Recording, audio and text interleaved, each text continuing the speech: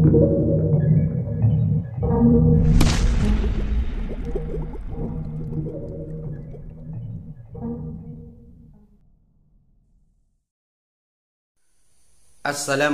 warahmatullahi wabarakatuh. Bismillah, alhamdulillah, wassalatu wassalamu ala rasulillah, la hawla wa la quwata illa billah, amma ba'd. Yang kami banggakan siswa-siswi MTS Negeri 1 Jember yang berbahagia, alhamdulillah di pagi hari ini kita bisa kembali belajar secara daring. Pada kesempatan kali ini Pak Guru akan menjelaskan materi tentang haji. Anak-anak yang berbahagia, sampailah kita kepada materi haji setelah pada pertemuan sebelumnya kita membahas tentang sedekah, hibah, dan hadiah, di mana sedekah itu adalah pemberian semata-mata mengharap keridhaan Allah, sedangkan hibah adalah pemberian yang didasari oleh rasa kasih sayang atau perhatian dari orang tua kepada anaknya atau kepada sesama sahabat yang saling mengasihi. Kemudian hadiah itu adalah pemberian yang didasari oleh rasa untuk mengapresiasi, menghargai prestasi yang didapat seseorang atau sebagai bentuk penghormatan kepada orang yang berjasa, orang yang banyak berbuat baik, mempunyai kedekatan emosional, maka pemberian yang diberikan itu dikategorikan sebagai pemberian dengan istilah nama hadiah. Jadi hadiah itu tidak semata-mata hanya karena apresiasi terhadap prestasi, tapi juga diberikan atas dasar penghormatan atau penghargaan kepada orang-orang yang kita cintai atau kita hormati sebagai bentuk ikroman atau takdiman. Anak-anak yang berbahagia, pada kesempatan kali ini Pak Guru akan menjelaskan lanjutan materi kita, yaitu tentang haji. Haji secara bahasa bermakna al-qasdu atau menyengaja. Sedangkan menurut istilah, haji itu adalah menyengaja mengunjungi Baitullah semata-mata untuk beribadah kepada Allah Ta'ala, mengharap keridhaannya dengan syarat dan rukun-rukun tertentu. Haji ini hukumnya adalah wajib sekali seumur hidup bagi setiap muslim. Allah Subhanahu wa ta'ala di dalam Al-Quran berfirman, walillahi 'alan nasi hijjul baiti man istata'a ilaihi sabila. Dan sudah kewajiban ya bagi kita kaum muslimin untuk melaksanakan haji. Yaitu siapa? Yaitu orang-orang yang mempunyai kemampuan untuk mengadakan perjalanan ke sana, mempunyai kemampuan melaksanakan perjalanan ke Baitullah. Oleh karenanya di dalam pelaksanaan haji itu ada syarat-syarat yang mesti dipenuhi. Syarat yang pertama adalah Islam. Jadi haji itu disyaratkan dilaksanakan oleh orang yang beragama Islam. Yang kedua, berakal sehat. Artinya orang yang melaksanakan haji itu adalah orang yang normal, orang yang waras pikirannya, orang yang nyambung gitu. Kemudian syarat berikutnya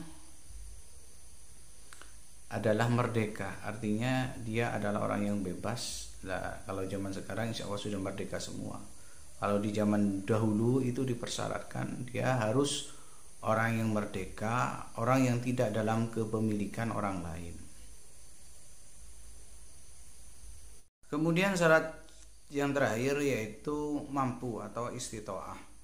Mampu dalam pengertian yang pertama, mampu melaksanakan perjalanan ke Baitullah secara fisik. Jadi orangnya itu bisa melaksanakan atau kuat ya melaksanakan perjalanan, karena ibadah haji itu adalah ibadah yang berkaitan dengan ibadah badaniyah ya, yang memerlukan stamina fisik. Kemudian ya mampu mengadakan perjalanan ke Baitullah dalam arti juga ada kendaraan yang bisa ditumpangi. Nah, kalau sekarang ya harus punya porsi haji, harus punya dana yang disebut dengan istilah ongkos naik haji. Dengan dana tersebut baru kemudian mendapatkan fasilitas pemberangkatan. Kalau dulu naik onta, sekarang naik Garuda atau naik pesawat. Jadi istitoah itu adalah kemampuan secara fisik, kemampuan secara finansial, juga ketersediaan alat transportasi. Orang yang memenuhi 3 komponen ini, maka dia bisa disebut sebagai kategori istitoah. Artinya secara fisik, kalau dia tidak dalam keadaan sakit, tidak dalam keadaan ya fisiknya terganggu, maka dia bisa dikategorikan sebagai mampu secara fisik. Juga secara mental, artinya orangnya juga sehat. Kemudian yang kedua, mampu secara finansial, artinya dia mempunyai ongkos perjalanan dan dia juga mempunyai persediaan bekal untuk yang ditinggal, dan dia juga mempunyai persediaan bekal untuk keluarga yang ditinggalkan di tanah air. Jadi yang dipikir itu bukan hanya biaya yang dia bawa ke tanah suci, tetapi keluarga yang menjadi tanggungannya juga harus difikirkan. Kemudian yang ketiga, ada alat transportasi. Artinya alat transportasi yang ada yang zaman sekarang itu sudah menggunakan pesawat terbang, itu tidak mengalami kendala-kendala teknis di dalam proses pemberangkatan. Misalnya tidak terjadi situasi perang yang mengganggu penerbangan atau bencana alam. Dan anak-anak yang berbahagia, adapun rukun-rukun haji yang pertama adalah ihram.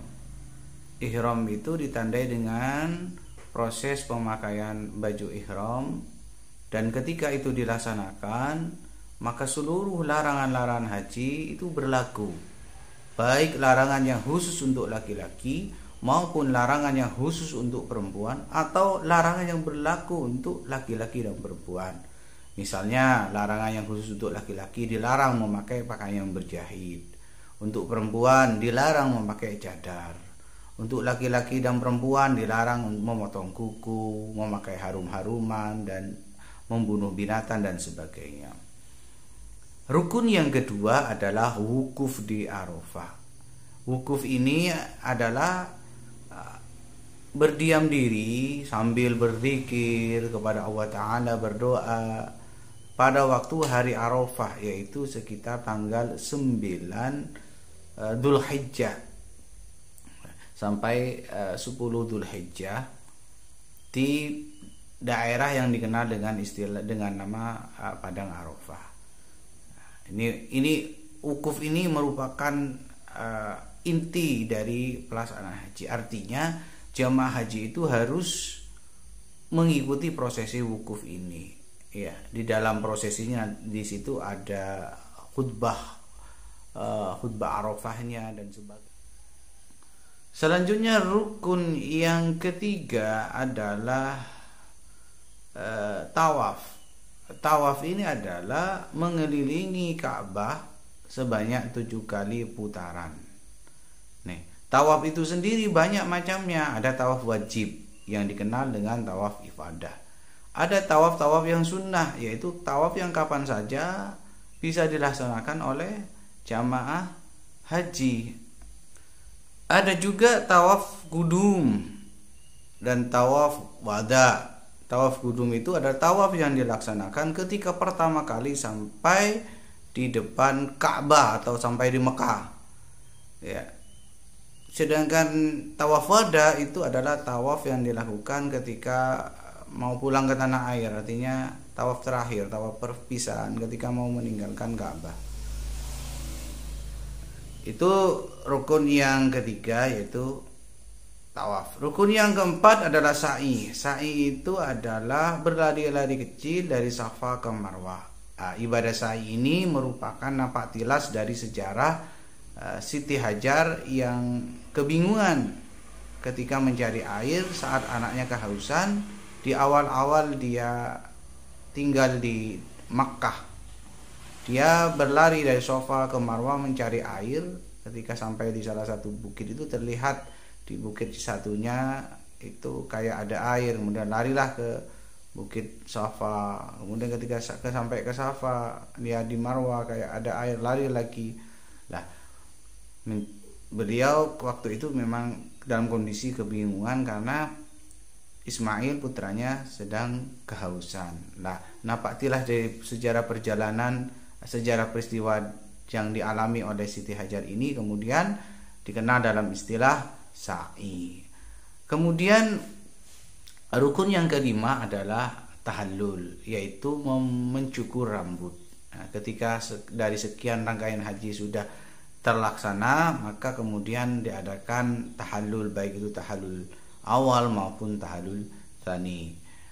Terakhir yaitu tertib. Artinya pelaksanaan kegiatan ibadah haji itu dilaksanakan secara berurutan. Demikian anak-anak penjelasan kami tentang pengertian haji, syarat haji dan rukun haji. Kita lanjutkan pada pertemuan berikutnya. Assalamualaikum warahmatullahi wabarakatuh.